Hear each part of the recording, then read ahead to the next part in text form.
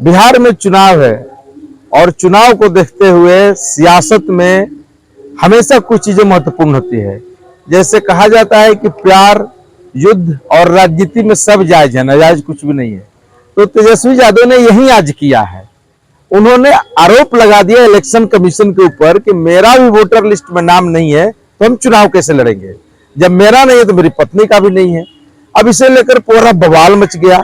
पटना से लेकर दिल्ली तक तूफान मच गया। पटना डीएम को, जिला प्रशासन को ये जारी करना पड़ा कि तेजस्वी जी आपका लिस्ट में नाम है। आप इसी तरह बिना सोचे समझे आरोप लगा देना उचित नहीं है। और उन्होंने बकायदा उनका वोटर लिस्ट जारी कर दिया और वही नहीं, उनकी पत्नी का भी जारी कर दिया और ये बता दिया कि दोनों का लिस्ट में नाम है। और जहां आप वोट देते थे वहीं पे आपका बूथ है। पहले भी आपने दिया था, अब भी वही दीजिएगा। 2020 के जो चुनाव लड़ने के लिए जो उन्होंने हलफनामा दिया था, उस हलफनामे में भी उनका चुनाव वही वोटर लिस्ट है, वही जगह पे नाम है जो इस बार है। तो चुनाव आयोग ने सफाई दे दिया, जिला प्रशासन ने बता दिया। तो यही कहा जाता है कि नेता आपका पढ़ा लिखा होना बहुत जरूरी है। जब आप नवी फेल रहेंगे तो आप कैसे समझ पाएंगे। इतना जल्दीबाजी क्या थी जो आप तुरंत आरोप लगा देते हैं इलेक्शन कमीशन और जिला प्रशासन पे। थोड़ा रुक लेते, थोड़ा दर्ज कर लेते, थोड़ा रिसर्च कर लेते। अब कोई पीछे से कर्ज करता बोल देता कि आपका भी नाम नहीं है, आप तुरंत चढ़ बैठते हैं और मीडिया के सामने सब कुछ स्क्रीन पे दिखा दिए कि देखिए मेरा भी नाम नहीं है। और अगर आपको जारी कर दिया गया, बता दिया गया, तो आपको तो पता चल गया।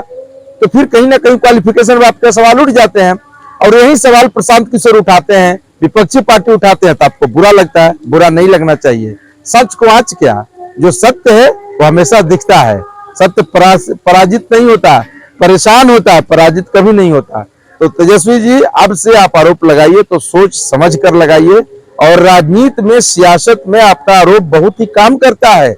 आपका 2 मिनट का ये सब वक्तव्य आपको कितना नुकसान पहुंचा सकता है राजनीतिक रूप से, आपको इसका अंदाजा थोड़ा सा भी नहीं है। इसलिए आप आज से बोलने से पहले थोड़ा सोच ले, समझ लें, तब बोलें। आपको लोग नेता मानता है, इसका मतलब ये नहीं कि आप कुछ भी बोलते चले जाएं। तो धन्यवाद। ये चुनाव, यह टॉपिक थोड़ा मुद्दा गर्म था, इसलिए इस पे हमको आना पड़ा। और देखते रहिए भूषण भोजपुरिया के, लाइक सब्सक्राइब करते रहिए। इसी तरह का नया नया जानकारी रउआ सब के बीच हम रखत रहम। धन्यवाद।